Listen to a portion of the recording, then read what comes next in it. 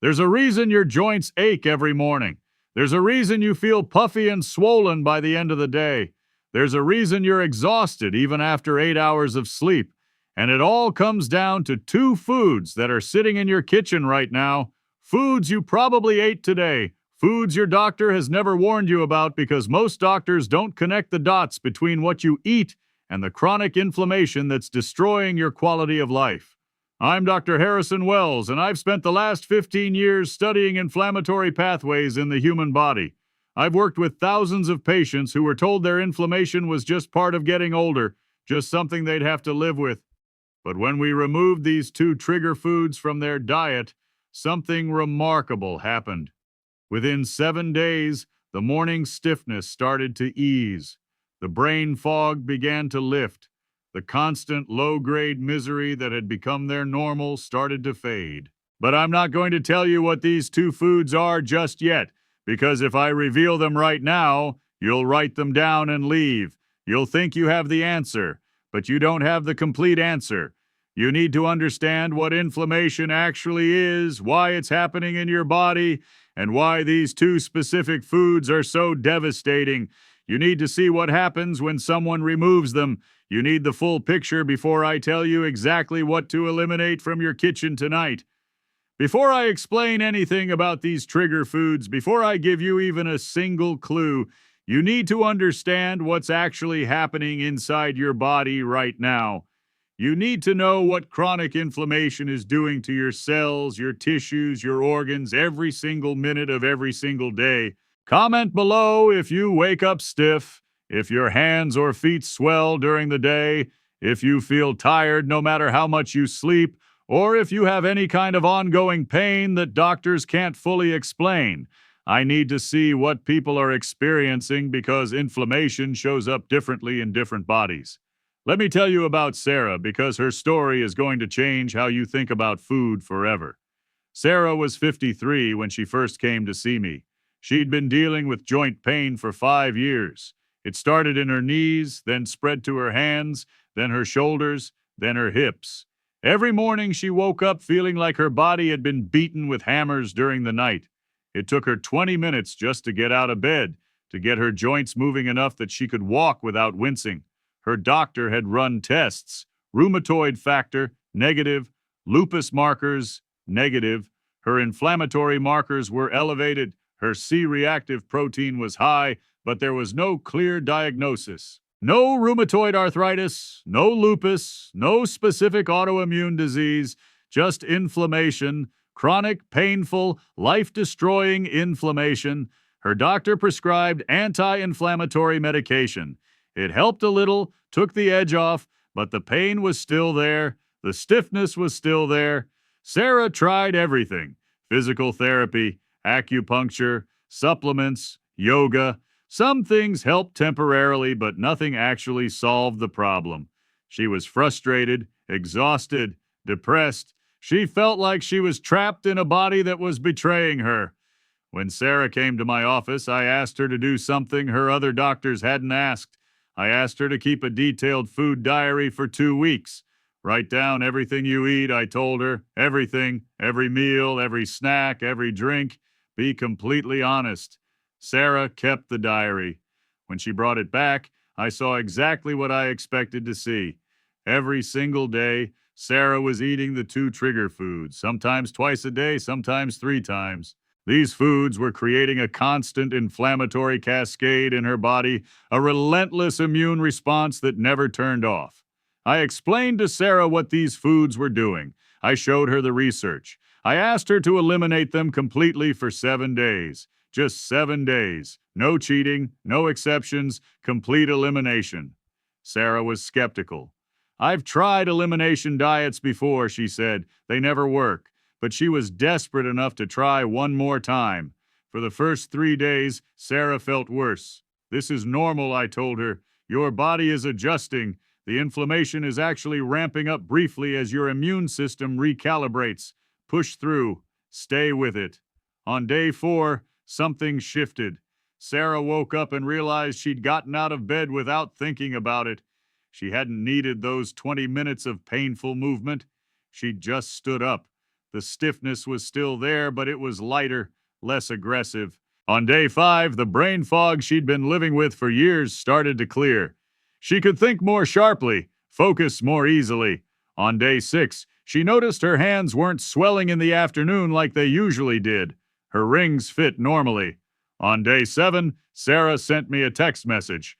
"I can't believe this is real. I feel like a different person. The pain isn't completely gone, but it's half of what it was. Maybe less than half. What were these foods doing to me?" What Sarah experienced in 7 days wasn't a miracle. It was basic biochemistry. It was the removal of constant inflammatory triggers that had been attacking her body multiple times a day for years. And now I'm going to start explaining why these two foods are so uniquely inflammatory, but I still haven't told you what they are. I need you to understand the mechanism first. Comment below how long you've been dealing with chronic pain or inflammation.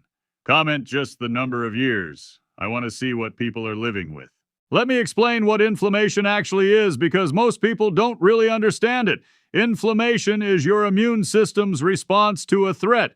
When you cut your finger, your immune system sends white blood cells to the area. The area gets red, swollen, hot, painful. That's acute inflammation. It's temporary, it's protective, it's healing, but chronic inflammation is different.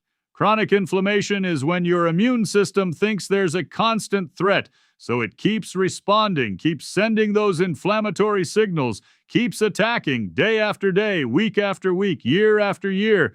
And what's the threat? In many cases, it's food. It's specific foods that your body interprets as invaders, as dangerous, as something that needs to be fought. When you eat these trigger foods, here's what happens. They enter your digestive system. Your gut lining, which is supposed to be a barrier, starts to become more permeable. Small particles of these foods leak through the gut barrier into your bloodstream. Your immune system detects these particles and says, "This doesn't belong here. This is a threat." It launches an inflammatory response. Cytokines are released. Inflammatory markers spike. Your body goes into fight mode.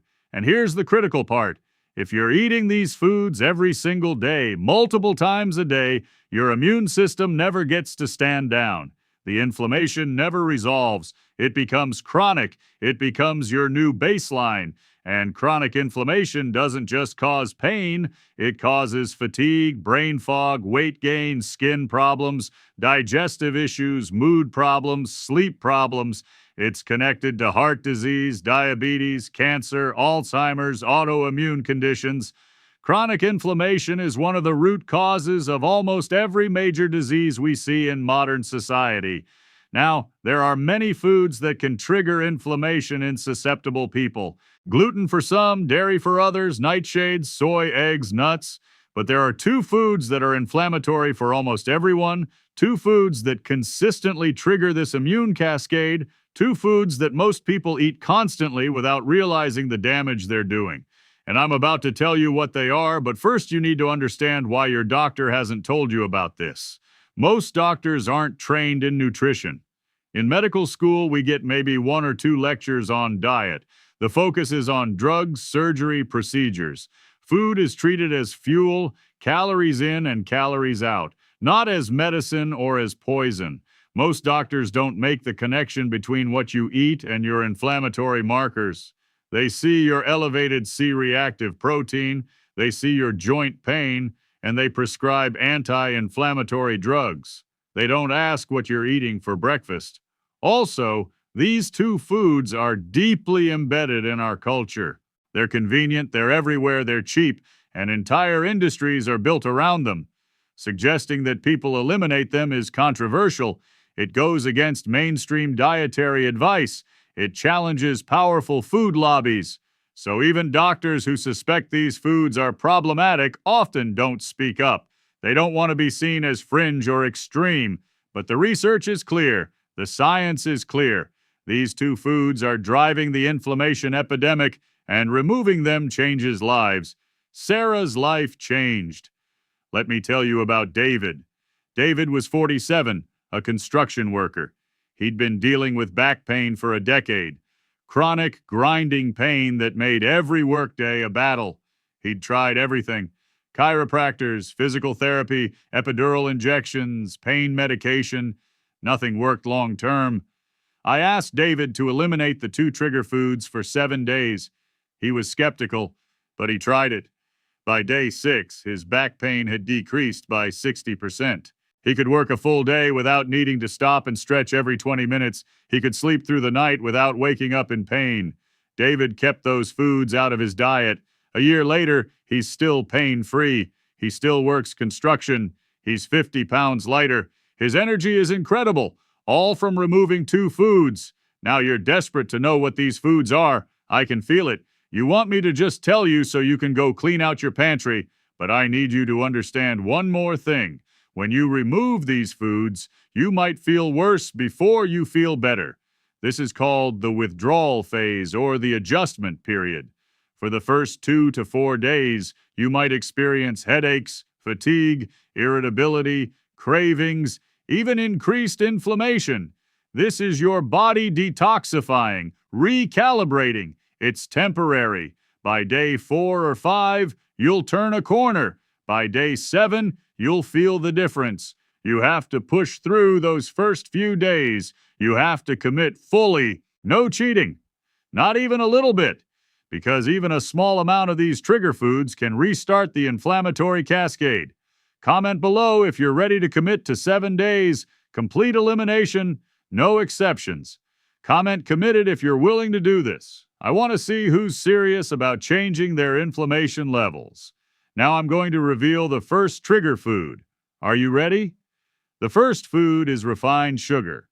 Not just white sugar, but all forms of refined sugar. High fructose corn syrup, cane sugar, brown sugar, agave, any concentrated sweetener that's been processed. When you consume refined sugar, your blood glucose spikes rapidly. This triggers an insulin response, but it also triggers something else. It activates inflammatory pathways called the NF-kappa B pathway. This is one of the master switches for inflammation in your body. Every time you eat refined sugar, you're flipping that switch on. You're telling your body to produce inflammatory cytokines like interleukin-6 and tumor necrosis factor alpha. These are the chemical messengers that create pain, swelling, redness, heat. But it gets worse. Refined sugar also feeds the bad bacteria in your gut. Your gut microbiome, the trillions of bacteria living in your intestines, plays a massive role in inflammation. Good bacteria help regulate your immune system and reduce inflammation. Bad bacteria produce toxins called lipopolysaccharides that leak through your gut lining and trigger systemic inflammation. When you eat sugar, you're feeding the bad bacteria, helping them multiply, creating more toxins, more gut permeability, more inflammation. And sugar is everywhere. It's in bread, pasta sauce, salad dressing, yogurt, cereal, granola bars, protein bars, coffee drinks, soda, juice, flavored water. The average person consumes over 70 pounds of added sugar per year. 70 pounds of inflammatory trigger entering your body, spiking your glucose, activating NF-kappa B, feeding bad gut bacteria, creating a constant state of low-grade inflammation. Sarah was eating sugar all day long. Sweetened coffee in the morning, granola bar for a snack, sandwich on wheat bread with sweetened mayo for lunch, afternoon latte with flavored syrup, pasta with jarred sauce for dinner, dessert after dinner. Every single one of those items contained refined sugar. She was consuming probably 60 to 80 grams of added sugar daily, sometimes more. Her inflammation never had a chance to resolve. When she eliminated all refined sugar for 7 days, the change was dramatic. But sugar is only the first trigger food. The second one is even more insidious, even more widespread, and even more inflammatory. And most people have no idea they're sensitive to it. Before I reveal the second food, I need to explain something about modern food production. Over the last 50 years, our food supply has changed dramatically. We've hybridized crops to increase yield, to make them more resistant to pests, to make them easier to process and store. We've introduced chemicals, pesticides, herbicides, preservatives. We've created food-like products that didn't exist 100 years ago, and our bodies haven't adapted. Our immune systems are encountering proteins and compounds they don't recognize, and they're responding the only way they know how, with inflammation. The second trigger food is a perfect example of this. It's been so modified, so processed, so changed from its original form that our bodies literally don't know what to do with it. The second trigger food is modern wheat. Not ancient grains like einkorn or spelt, but modern hybridized wheat that's in virtually every processed food. The wheat we eat today is not the same wheat our grandparents ate. It's been bred to have much higher gluten content, to be easier to mill into fine flour, to create the fluffy texture people expect in bread and baked goods. But this modern wheat contains proteins that are highly inflammatory for many people, even people who don't have celiac disease. One of these proteins is called gliadin. Gliadin is a component of gluten. When you eat foods containing gliadin, it can trigger the release of a protein called zonulin in your gut. Zonulin opens up the tight junctions in your intestinal lining. This is how you get increased intestinal permeability, or leaky gut. Once those tight junctions are open, particles of food, bacteria, toxins can slip through into your bloodstream. Your immune system sees these particles and attacks. Inflammation spikes. But there's more. Modern wheat is heavily sprayed with a herbicide called glyphosate right before harvest. This is called desiccation. It dries out the wheat and makes harvesting easier. But glyphosate residues remain on the grain. When you consume wheat products, you're also consuming glyphosate. Glyphosate has been shown in research to disrupt the gut microbiome, killing beneficial bacteria and allowing harmful bacteria to proliferate. It also chelates minerals like magnesium and zinc, which are critical for immune function and inflammation control. So modern wheat is a triple threat. The gliadin protein triggers zonulin and leaky gut. The high gluten content provokes immune responses even in non-celiacs. And the glyphosate residues destroy your gut microbiome and deplete essential minerals. When you eat wheat-based foods multiple times a day, bread for breakfast, sandwich for lunch, pasta for dinner, crackers for snacks, you're creating a relentless inflammatory assault on your body. Sarah was eating wheat at almost every meal, toast in the morning, sandwich at lunch, pasta or pizza for dinner, cookies or crackers as snacks. She was consuming wheat 6, 7, 8 times a day. Her gut lining was constantly being compromised. Her immune system was constantly being activated. When she eliminated wheat completely, along with sugar, the inflammation finally had a chance to calm down. Her body could heal. The gut lining could repair. The immune system could reset. And that's when the pain started to melt away. Now comment below if you eat bread, pasta, cereal, crackers, baked goods on a regular basis. Comment yes or no. I want to see how many people are consuming wheat daily. Let me tell you about Margaret, because her story shows just how profound this change can be. Margaret was 61. She'd been diagnosed with fibromyalgia 8 years earlier. Widespread pain, fatigue so severe she could barely get through the day, brain fog that made her feel like she was living in a haze. She'd tried every medication, Lyrica, Cymbalta, gabapentin, muscle relaxers, sleep aids. Nothing worked. The pain was still there. The fatigue was still crushing. She was on disability. She couldn't work. She could barely function. I asked Margaret to eliminate refined sugar and modern wheat for 7 days. She was doubtful. "I've changed my diet before," she said. "It never helps," but she agreed to try. The first 4 days were brutal. Headaches, fatigue even worse than usual, intense cravings for bread and sweets. But on day 5, something shifted. Margaret woke up and the pain was different. It wasn't gone, but it was quieter, less sharp, less overwhelming. By day 7, her energy had improved noticeably. She could get through the day without needing a nap. The brain fog was lifting. Margaret stayed off sugar and wheat. After 30 days, her fibromyalgia pain had decreased by 70%. After 60 days, she was off all medications. After 90 days, she went back to work part-time. After 6 months, she was working full-time again, living a normal life, doing things she hadn't been able to do in years. Her doctors were stunned.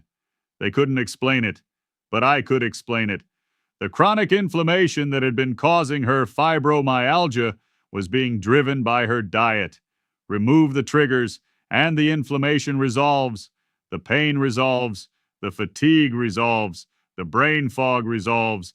Margaret's life came back, all from removing 2 foods. Now I need to give you the complete protocol, because it's not enough to just know what the trigger foods are.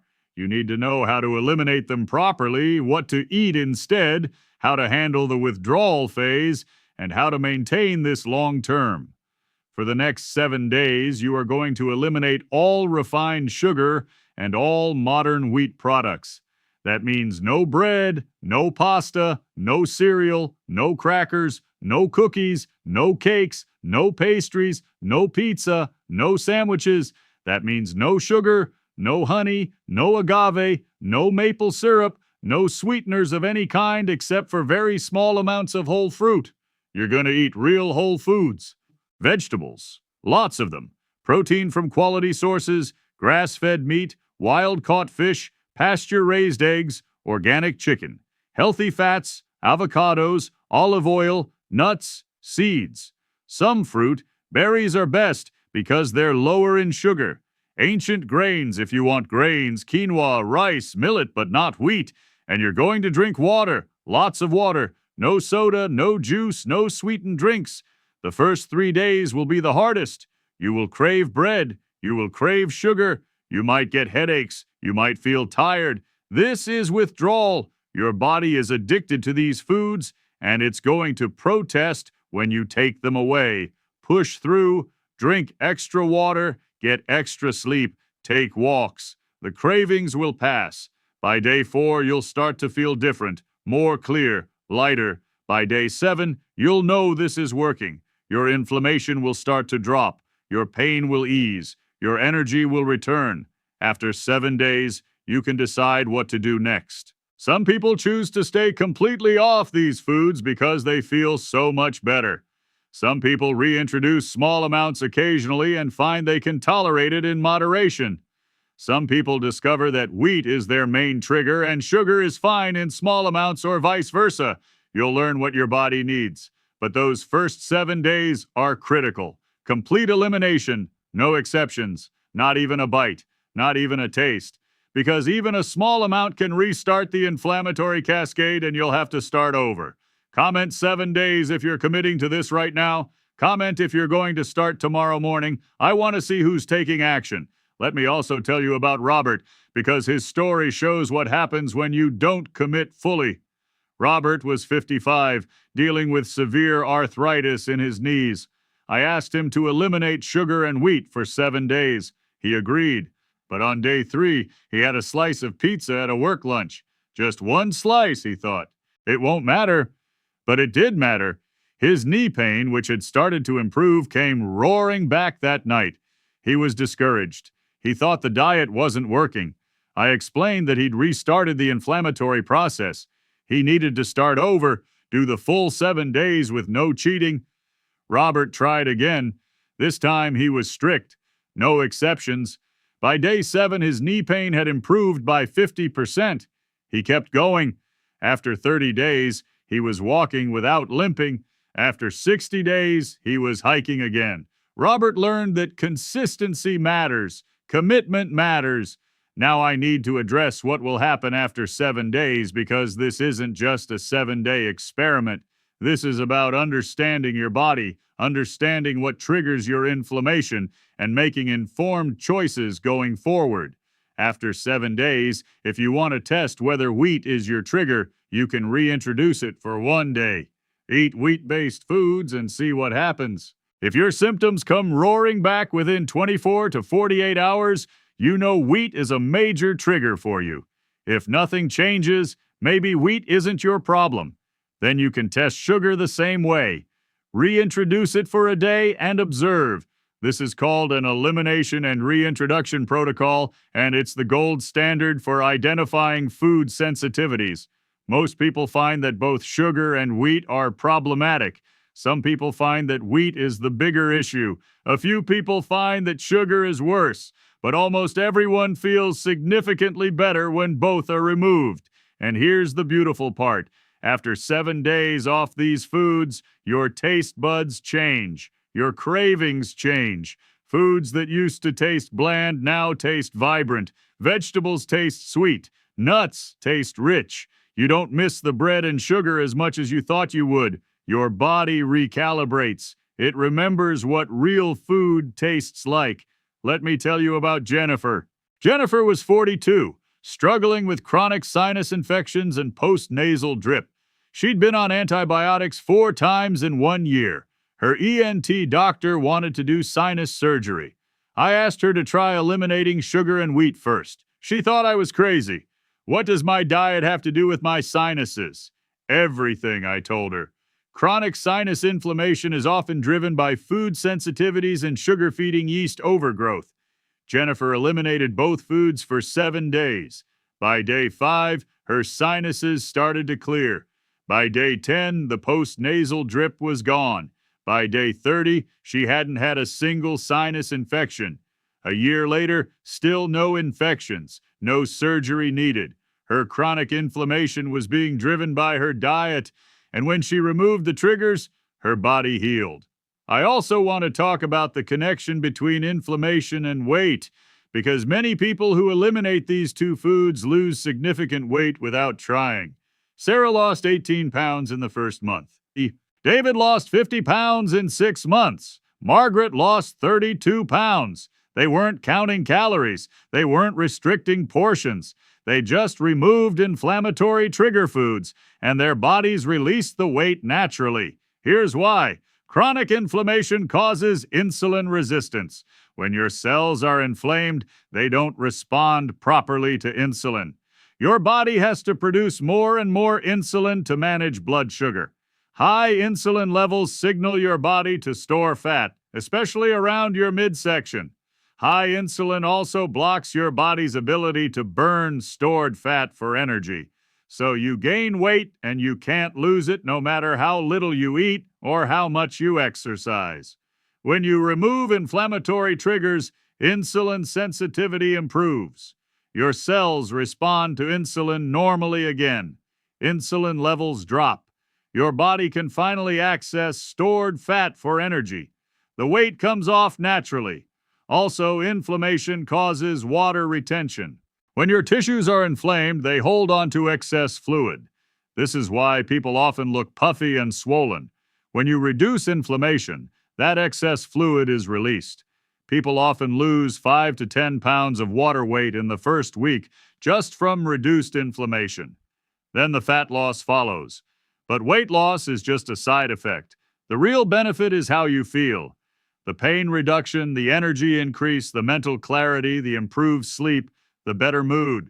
These are the changes that matter most. The weight loss is a bonus. Comment below if you're also dealing with stubborn weight that won't come off no matter what you try. I want to see how many people are struggling with inflammation-driven weight gain. Now let me give you some practical tips for surviving the first 7 days, because I know this seems overwhelming. First, plan ahead. Go through your kitchen tonight. Remove all bread, pasta, cereal, crackers, cookies, anything with wheat. Remove all sugar, honey, syrups, sweetened drinks. If it's not in your house, you can't eat it in a moment of weakness. Second, stock up on compliant foods. Buy lots of vegetables, salad greens, proteins, eggs, avocados, olive oil, nuts, seeds, berries. Have these foods ready so you always have something to eat. Third, prepare simple meals. This doesn't have to be complicated. Eggs and vegetables for breakfast. Salad with protein for lunch. Grilled meat or fish with roasted vegetables for dinner. Keep it simple. Fourth, drink tons of water. Aim for half your body weight in ounces. If you weigh 160 pounds, drink 80 ounces of water daily. This helps flush out toxins and reduces withdrawal symptoms.